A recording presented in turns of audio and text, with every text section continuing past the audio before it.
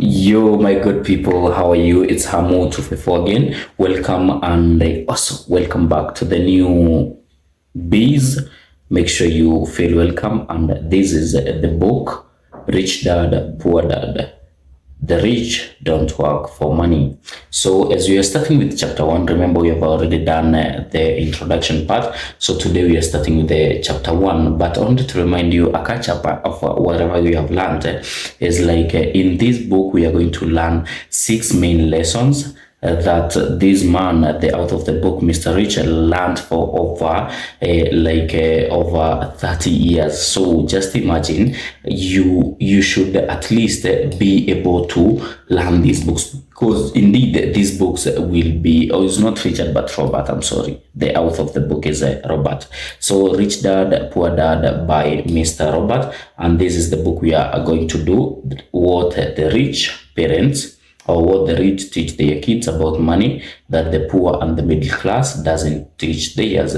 So let's go, guys. It's all about to go on and be much worse or be much hotter. So chapter 1 is the rich don't work for money. Are you working for money? Do you work for money? Then you are not rich. I work for money myself. Today is on 20th and I'm like, is it 20th or is 19th? And I'm like, oh my goodness, these days are not ending. The end month is not coming. Anyway,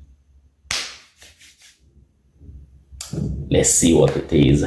The poor and the middle class work for money. The rich have money, work for them. You hear the difference? Dad, can you tell me how to get rich? My dad put down the evening paper. What do you want to get rich, son? Or why do you want to get rich, son? Because today's Jimmy's mom drove up in their new Cadillac and they were going to their beach house for the weekend. He took 3 of his friends, but Mike and I weren't even invited. They told us we weren't invited because we were poor kids. They did? My dad asked incredulously. Yeah, they did, I replied in a hard tone. Yeah, they did, Dad. My dad silently shook his head, pushed his glasses up at the bridge of his nose, and went back to reading the paper. I stood waiting for an answer, but the year was 1956. We go back to 1956. If it was a franc, ngekwambia nakupeleka moja kwa moja mpaka mwaka 1956. But I take you back to 1956. I was 9 years old. By some twist of fate, I attended the same public school where the rich people sent their kids. We were primarily a sugar plantation town. The managers of the plantation and the other affluent people such as doctors, business owners, and bankers sent their children to this elementary school. After grade 6, their children were generally sent off to private schools. Because my family lived on one side of the street, I went to this school. Had I lived on the other side of the street, I would have gone to a different school with kids from family more like mine. After grade 6, these kids and I would go to the public intermediate and high school. There was no private school for them or for me. My dad finally put down the paper. I could tell he was thinking, well, son, he began slowly, if you want to be rich, you have to learn to make money. How do I make money? I asked. Well, use your head, son, he said, smiling. Even then, I knew that really meant that's all I am going to tell you, or I don't know the answer, so don't embarrass me. A partnership is formed. The next morning, I told my best friend Mike what my dad had said. I told him what my dad had said. As best I could tell, Mike and I were the only poor kids in this school. Mike was also in this school. By a twist of fate, someone had drawn a jog in the lane for the school district, and we wound up in school with the rich kids. We weren't really poor, but we felt as if we were, because all the other boys had new baseball gloves, new bicycles, new everything. Mom and dad provided us with the basics like food, shelter, and clothes, but that was about it. My dad used to say, if you want something, work for it. We wanted things, but there was not much work available for 9-year-old boys. So, what do we do to make money? Mike asked. I don't know, I said, but do you want to be my partner? Mindset, money mindset, partnership. Don't always, like, these people these days, you see a person like they want to start a business but they don't want partnership. Why start a partnership business? Like, these are 9-year kids, they are doing partnership, but you don't want to do partnership anyway. So, but do you want to be my partner? He agreed, and so on. That Saturday morning, Mike became my first business partner. We spent all morning coming up with ideas on how to make money. Occasionally, we talked about all cool guys at Jimmy's beach. I was having fun. It hurt a little, but that hurt was good because it inspired us to keep thinking of a way to make money. Finally, that afternoon, a bolt of lightning struck. It was an idea Mike got from a science book he had read. Excitedly, we shook hands, and the partnership now had a business. For the next several weeks, Mike and I ran around our neighborhood, knocking on doors and asking our neighbors if they would save their toothpaste tubes for us. With puzzled looks, most adults consulted with a smile. Some asked us what we were doing, to which we replied, "We can't tell you, it's a business secret." My mom grew distressed as the weeks wore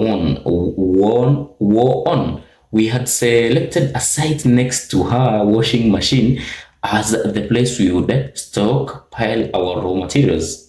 In a brown cardboard box that at one time held catsup bottles, our little pile of used toothpaste began to grow. Finally, my mom put her foot down. The sight of our neighbor's messy, crumpled used toothpaste tubes had gotten to her. "What are you boys doing?" she asked, and I don't want to hear again that it's a business secret. "Do something with this mess or I am going to throw it out." Mike and I pleaded and begged, explaining that we would soon have enough and then we would begin production. We informed her that we were waiting on a couple of neighbors to finish their toothpaste so we could have their tubes. Mom granted us a 1-week extension. Okay, they were given an extension, so the date to begin production was moved up and the pressure was on. My first partnership was already being threatened with an eviction notice by my own mom. It became Mike's job to tell the neighbors to quickly use up their toothpaste, saying their dentists wanted them to brush more often. Anyway, I began to put together the production line. One day, my dad drove up with a friend to see two 9-year-old boys in the driveway with the production line operating at full speed. There was fine white powder everywhere. On a long table were small milk cartons from school, and our family's hibachi grill was glowing with red hot coals at maximum heat. Dad walked up cautiously, having to park the car at the base of the driveway since the production line blocked the carport. As he and his friend got closer, they saw a steel pot sitting on top of the coals in which the toothpaste tubes were being melted down. In those days, toothpaste did not come in plastic tubes.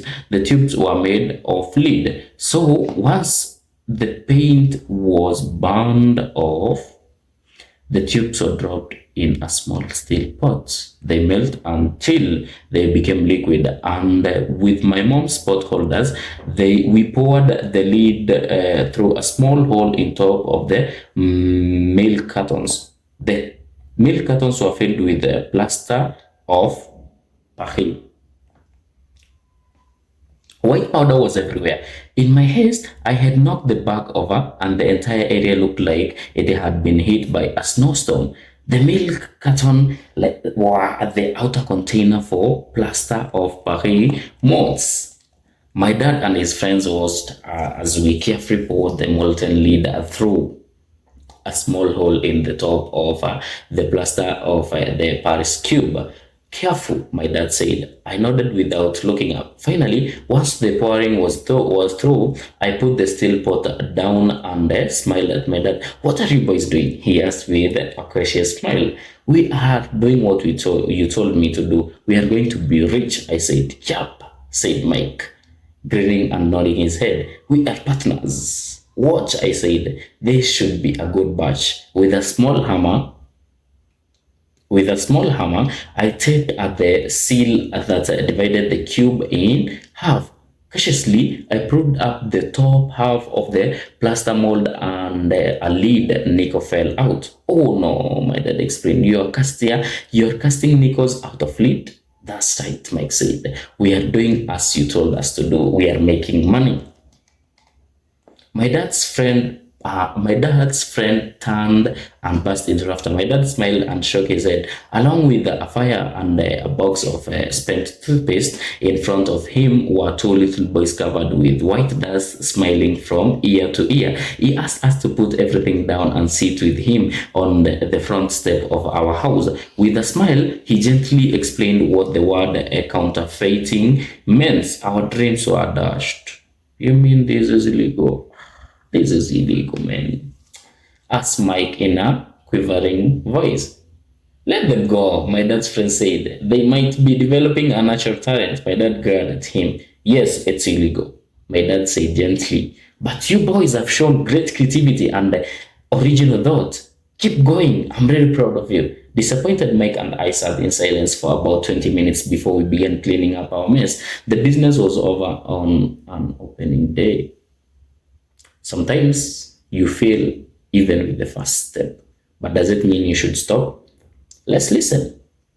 Also me, I'm learning. Anyway, let's go on. Let's listen. So yeah, the business was over on opening day. Sweeping the powder up, I looked at Mike and said, I guess Jimmy and his friends are right. We are poor. My father was just leaving as I said that. Boys, he said, you are only poor if you give up. The most important thing is that you did something. Most people only talk and dream of getting rich. You have done something. I'm very proud of you too. I will say it again. Keep going. Don't quit. So you have a business that you have stopped and you have just started and it failed.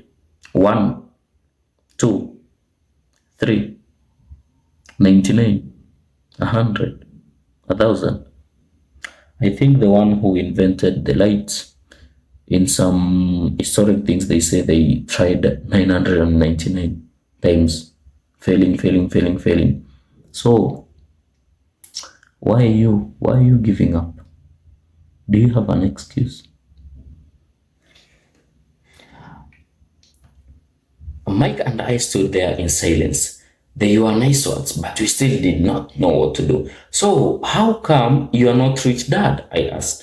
Because I chose to be a school teacher. School teachers really don't think about being rich. We just like to teach. I wish I could help you, but I really don't know how to make money. Mike and I turned and continued our cleanup. I know, said my dad. If you boys want to learn how to be rich, don't ask me. Talk to your dad, Mike. My dad? Asked Mike with a scrunched up face. Yeah, your dad, repeated my dad with a smile. Your dad and I have the same banker, and he raves about your father. He has told me several times that your father is brilliant when it comes to making money. My dad, Mike asked again in disbelief. Then how come we don't have a nice car and a nice house like the rich kids at school? A nice car and a nice house doesn't necessarily mean you are rich or you know how to make money, my dad replied. Jimmy's daddy works for the sugar plantations. He is not much different from me. He works from a company and I work from the government. The company buys the car for him. The sugar company is in financial trouble, and Jim dads may soon have nothing. Your dad is different, Mike. He seems to be building an empire, and I suspect in a few years, he will be a very rich man. With that, Mike and I got excited again. With the Neo Vaga, we began cleaning up the mess caused by our own defunct first business. As we were cleaning, we made plans for how and when to talk to Mike's dad. The problem was that Mike's dad worked long hours and often did not come home until late. His father owned warehouses, a construction company, a chain of stores, and three restaurants, different businesses. Why do you have one business? You can have different businesses, by the way. It's not bad, it's not hard. You can have different businesses, yeah? Anyway, okay. So let's go. Mike caught the bus home after we had finished cleaning up. He was going to talk to his dad when he got home that night and ask him if he would teach us on how to become rich. Mike promised to call as soon as he had talked to his dad, even if it was late. The phone rang at 8:30 p.m. Okay, I said. Next Saturday, I put the phone down. Mike's dad had agreed on meeting with us. On Saturday, I caught the 7:30 a.m. bus to the poor side of town. So imagine the one who is going to give ideas, he is living in the poor side. Anyway, the lessons begin. Hold your ear well. Mike and I met with his dad at the morning at 8 o'clock. He was already busy, having been at work for more than an hour. His construction supervisor was just living in his pickup truck as I walked up to his simple, small, and tidy home. Mike met me at the door. Dad's on the phone. Dad's is on the phone. And he said to wait on the back porch. Mike said as he opened the door. The old wooden floor creaked as I stepped across the threshold of the aging house. There was a cheap mat just inside the door. The mat was there to hide the years of wear from countless footsteps that the floor had supported. Although clean, it needed to be replaced. Although clean, it needed to be replaced. That's why you see, I think, have you ever seen these people who are litter, what do you call them, the garbage men? I think those people make money. Just imagine, per month, where maybe most people live, they pay 200, 300 per person. A building has, let's say, at least 10 10 people, so that is 3,000 one apartment. How many thousands that an estate or a village has? Let's go by let's go every Wednesday, every month they are not making from one village less than 50,000. I'm sure if they just go around any place 300 and the place is good, they go make money more than we do, most of us who are working anyway. So let's go on. I felt claustrophobic as I entered the narrow living room that was filled with old, musty, overstuffed furniture that today would be collector's item. Sitting on the couch were two women, both a little older than my mom. Across from the woman sat a man in workman clothes. He wore khaki slacks and a khaki shirt, neatly pressed but without starch, and polished work boots. He was about 10 years older than my dad. They smiled as Mike and I walked past them toward the back porch. I smiled back shyly. Who are these people? I asked. Oh, they work for my dad. The older man runs his warehouse and the women are the managers of the restaurant. And as you arrived, you saw the construction supervisor who is working on a road project about 50 miles from here. His other supervisor who is building a track of houses left before you got here. Does this go on all the time? I asked. Not always, but quite often. Who is building a track of house left before you got here? Okay, not always, but quite often. said Mike, smiling as he pulled up a chair to sit down next to me. I asked my dad if he would teach us how to make money. Mike said, "Oh, and what did he say?" I asked with a cautious curiosity. Well, he had a funny look on his face at first. Then he said he would make us an offer. "Oh," I said, rocking my chair back against the wall. I sat there perched on two rear legs of the chair. Mike did the same thing. "Do you know what the offer is?" Yes, no, but we will soon find out. Suddenly, Mike's dad burst through the raised screen door and onto the porch. Mike and I jumped to our feet, not out of respect, but because we were startled. "Ready, boys?" he asked as he pulled up a chair to sit down with us. We nodded our heads as we pulled our chairs away from the wall to sit in front of him. He was a big man, about 6 feet tall and 200 pounds. My dad was taller, about the same weight and 5 years older than Mike's dad. They sort of looked alike. Though not of the same ethnic makeup, maybe their energy was similar. Mike says, "You want to learn to make money. Is that correct, Robert?" I nodded my head quickly, but with a little trepidation. He had a lot of power behind his words and smile. Okay.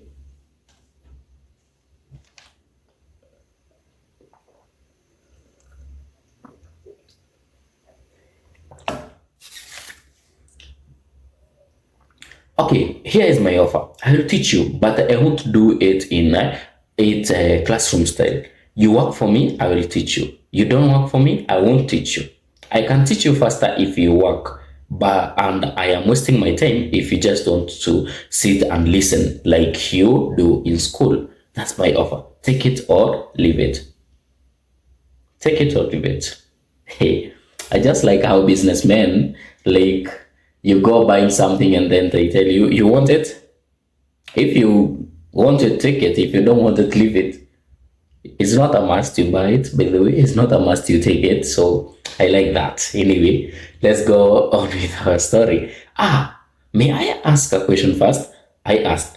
"No, take it or leave it. I have got too much work to do to waste my time. If you can't make up your mind decisively, then you will never learn how to make money anyway. Opportunities come and go. Being able to know when to make quick decisions is an important skill. Quick decisions is an important skill." Let's listen.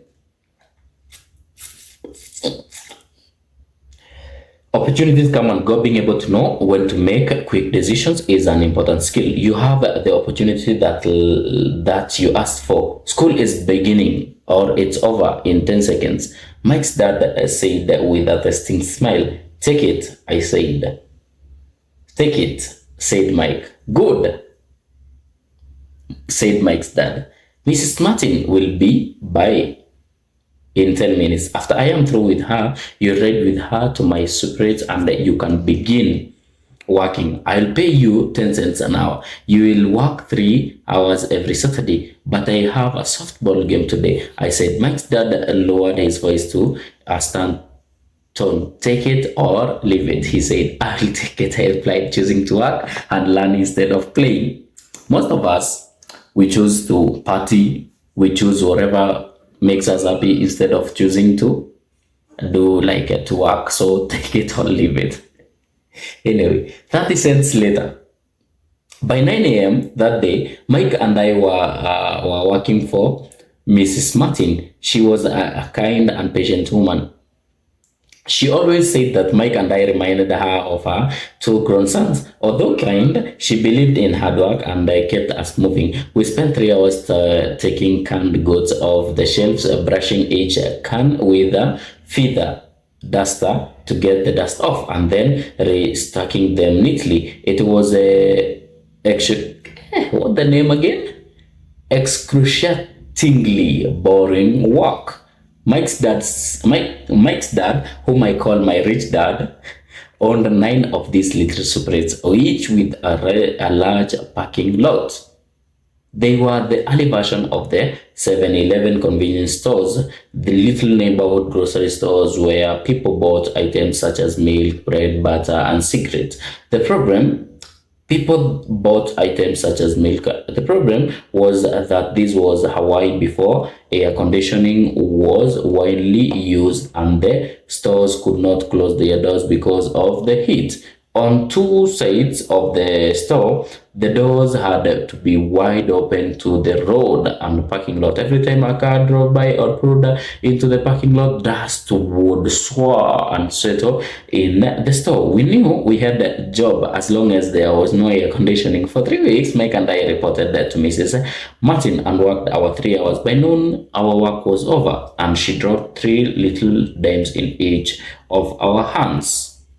Now, even at the age of nine in the mid 50s, 30 cents was not exacting. Comic books cost 10 cents back then. So I usually spent my money on comic books and went home. By Wednesday of the fourth week, I was ready to quit. I had agreed to work only because I wanted to learn to make money from Mike's dad. And now I was a slave for 10 cents an hour. On top of that, I had not seen Mike's dad since that first Saturday. I'm quitting, I told Mike at lunchtime. School was boring, and now I did not even have my Saturdays to look forward to. But it was the 30 cents that really got me. This time Mike smiled. What are you laughing of? I asked with anger and frustration. Dad said this would happen. He said to meet with him when you were ready to quit. What? I said indignantly. He has been waiting for me to get fed up. So like just imagine he has been waiting for you to get fed up. Sort of, Mike said, that is kind of different. He doesn't teach like your dad. Your mom and dad lecture a lot. My dad is quite and a man of few words. You just wait till this Saturday. I will tell him you are ready. You mean I have been set up? No, not really, but maybe. That will explain on Saturday. Waiting in line on Saturday, I was ready to face Mike's dad. Even my real dad was angry with him. My real dad, and I called the poor dad, thought that my rich dad was violating child labor laws and should be investigated. My educated poor dad told me to demand what I deserve, at least 25 cents an hour. My poor dad told me that if I don't get a raise, I was to quit immediately. You don't need that damn job anyway, said my poor dad with indignation. At 8 o'clock, at 8 o'clock Saturday morning, I walked through the door of Mike's house when Mike's dad opened it. Take a seat and wait in line, he said as I entered. He turned and disappeared into his little office next to a bedroom. I looked around the room and didn't see Mike anywhere. Feeling awkward, I cautiously sat down next to the same two women who were there 4 weeks earlier. They smiled and slid down the couch to make room for me. 45 minutes went by and I was steaming. The two women had met with him and left 30 minutes earlier. An older gentleman was in there for 20 minutes and was also gone. The house was empty, and here I sat in a musty dark living room on a beautiful sunny Hawaiian day, waiting to talk to the cheapskate who exploited children. I could hear him rustling around the office, talking on the phone and ignoring me. I was ready to walk out, but for some reason I stayed. Finally, 15 minutes later, at exactly 9 o'clock, Rich Dad walked out of his office, said nothing, and signaled with his hand for me to enter. I understood you want a raise, or you're going to quit, Rich Dad said as he shivered in his office chair. Well, you're not keeping your end of the bargain. I blurted out nearly in tears. It was really frightening for me to confront a grown-up. You said that you would teach me if I worked for you. Well, I have worked for you. I have worked hard. I have given up my baseball games for you to work for you. But you haven't kept your word, and you haven't taught me anything. You are a crook like everyone in town thinks you are. You are greedy. You want all the money and don't care of your employees. You made me wait and don't show me any respect. I am only a little boy, but I deserve to be treated better. Rich Dad dropped back in his swivel chair, hands up on his chin and stared back. Not bad, he said. In less than a month, you sound like most of my employees. What? I asked. Not understanding what he was saying, I continued with my grievance. I thought you are going to keep your end of the bargain and teach me. Instead, you want to torture me. That's cool. That's really cool. I'm teaching you, Rich Dad said quietly. What have you taught me? Nothing, I said angrily.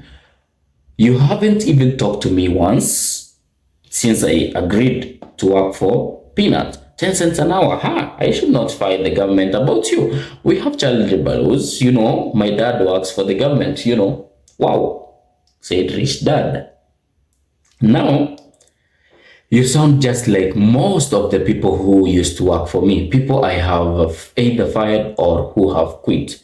So, what do you have to say? I demanded, feeling pretty brave for a little kid. You lied to me. I have worked for you and you have not kept your word. You haven't taught me anything. How do you know that I have not taught you anything? Asked the Rich Dad calmly. Well, you have never talked to me. I have worked for 3 weeks and you have not taught me anything. I said with appall. Does teaching means talking or a lecture? Rich Dad asked. Well, yes, I replied. That's how they teach you in school, he said, smiling. But that is not how life teaches you. And I would say that life is the best teacher of all. Most of the time, life does not talk to you. It just sort of pushes you around. Each push is life saying, wake up. There is something I want you to learn. What is this man talking about? I asked myself silently. Life pushing me around was like life talking to me. Now I knew I had to quit my job. I was talking to someone who needed to be locked up. If you learn life's lessons, you will do well. If not, life will just continue to push you around. People do two things. Some just let life push them around. Others get angry and push back. But they push against their boss or their job or their husband or their wife. They don't know it's life that's pushing. I had no idea of what he was talking about. Oh my God. Ujamaa ananipatia headache, man. Anyway. Life pushes all of us around. Some people give up and others fight. A few learn the lesson and move on. They welcome life pushing them around. To these few people, it means they need and want to learn something. They learn and move on. Most quit, and a few, like you, fight. Rich Dad stood and shut the creaky wooden window that needed repair. If you learn this lesson, you will grow into a wise, wealthy, and happy young man. If you don't, you will spend your life blaming a job, low pay, or your boss for your problems. You will live a life always hoping for that big break that will solve all your money problems. Every time I need a raise, my boss, my work, my whatever. Anyway, I think this chapter is a bit longer, so let's hurry up and finish it. We have at least 15 pages more. So let's go on. Rich Dad looked over at me to see if I was still listening. His eyes met mine. We stared at each other, communicating through our eyes. Finally, I looked away once I had absorbed his message. I knew he was right. I was blaming him and I didn't ask to learn. I was fighting. Rich Dad continued, or if you are the kind of person who has no guts, you just give up every time life pushes you. If you are that kind of person, you will live all your life playing it safe, doing the right things, saving yourselves for some event that never happens. Then you die a boring old man. You'll have lots of friends who really like you because you are such a nice, hardworking guy. But the truth is that you let life push you into submission. Deep down, you are terrified of taking risks. You really wanted to win, but the fear of losing was greater than the excitement of winning. Deep inside, you and only you will know you didn't go for it. You chose to play it safe. Our eyes met again. You have been pushing me around, I asked. Some people might say that. Smile, rich dad. I would say that I gave you a taste of life. What taste of life? I asked. I'm still angry, but now curious and ready to learn. You boys are the first people who have ever asked me to teach them how to make money. I have more than 150 employees, and not one of them has asked me what I know about money. They ask me for a job and I pay check, but never to teach them about money. So most will spend the rest of the best years of their lives working for money, not really understanding what it is they are working for. I sat there listening intently. So, when Mike told me you wanted to learn how to make money, I decided to design a course that mirrored real life. I could talk until I was blue in the face, but you wouldn't hear a thing. Not really understanding what it is they are working for. I sat there listening intently. So when Mike told me you wanted to learn how to make money, I decided to design a course that mirrored real life. I could talk until I was blue in face, but you didn't hear a thing. So I decided to let life push you around a bit so you could hear me. That's why I only paid you 10 cents. So, what is the lesson I learned from working 10 cents for only 10 cents an hour? I asked. That you are cheap and you exploit your workers. Rich Dad rocked back and laughed heartily. Finally, he said, "You did best. Change your point of view. Stop blaming me and thinking I am the problem. If you think I am the problem, then you have to change me. If you realize that you are the problem, then you have to change yourself. If you realize your boss is the problem, change the working position. Change. Talk awareness. If you realize you are the problem, first job, second job, third job, not really, then change yourself. Learn something and grow wiser. Most people want everyone else in the world to change but themselves. By the way, everyone wants the government to change, everyone wants anything to change but not themselves. You're not ready to change. Why? I don't understand. I say, don't blame me for your problems. Let's just say, growing impatient, but you only pay me 10 cents. So what are you learning? Rich Dad asked me, smiling. That you're cheap. I said with a slight grin. See, you think I am the problem, said Rich Dad, but you are. Well, keep that attitude and you will learn nothing. Keep the attitude that I am the problem and what choice do you have? Well, if you don't pay me more or show me more respect and teach me, I will quit. Well put, Rich Dad said. And that's exactly what most people do. They quit and go looking for another job, a better opportunity and a higher pay, actually thinking that this will solve the problem. In most cases, it won't. So what should I do? I asked. Just take these measly 10 cents an hour and smile. Rich Dad smile. That's what the other people do. But that's all they do. Waiting for a raise, thinking that more money will solve their problem. Most just accept it, and some take a second job working harder, but again accepting a small paycheck. I sat staring at the floor, beginning to understand the lesson Rich Dad was representing. I could sense it was a taste of life. Finally, I looked up and asked, so what will solve the problem? This, he said, leaning forward in his chair and tapping me gently on the head. The stuff between your ears. The stuff between your ears. Tombo, akili, brain. Okay? That what will change it. It's getting hotter, guys. Hey.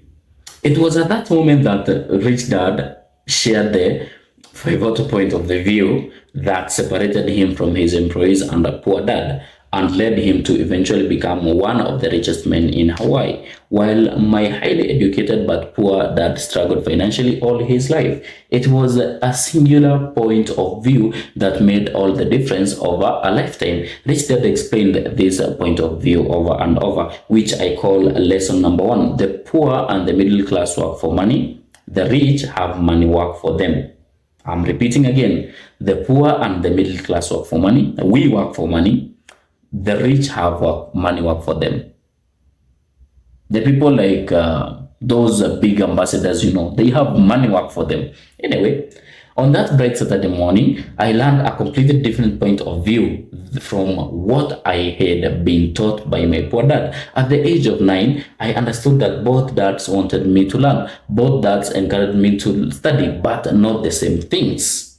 My highly educated dad recommended that I do what he did. Son, I want you to study hard, get good grades, so you can find a safe, secure with a big company and make sure it has excellent benefits. My rich dad wanted me to learn how money works so I could make it work for me. I love this. These lessons I would learn through life with his guidance, not because of a classroom. So guys, let's take a rest anyway. We will take it from there. That is, we will start from my rich dad continued my first lesson. So it's not yet, the first lesson is not yet. So keep tuned, subscribe, share, and like. I love you so much.